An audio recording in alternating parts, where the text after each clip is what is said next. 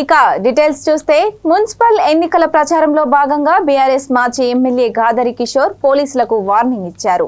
తన పేరు చెప్తే సీఎం రేవంత్ రెడ్డిని చప్పుడు చేయడు, మంత్రి ఉత్తమ్ కుమార్ రెడ్డి కూడా ఒక్క మాట మాట్లాడడు అని వ్యాఖ్యానించారు.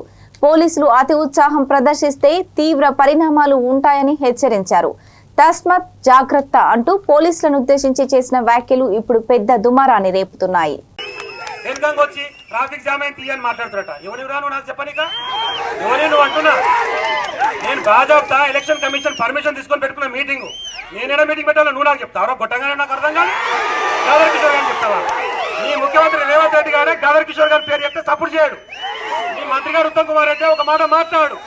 మీ ఎమ్మెల్యే గారికి సోయా లేదు, తాగి పట్టాలి తప్ప అధికారమే లేదు. నీకు గిందంతా కొట్టంగాడు.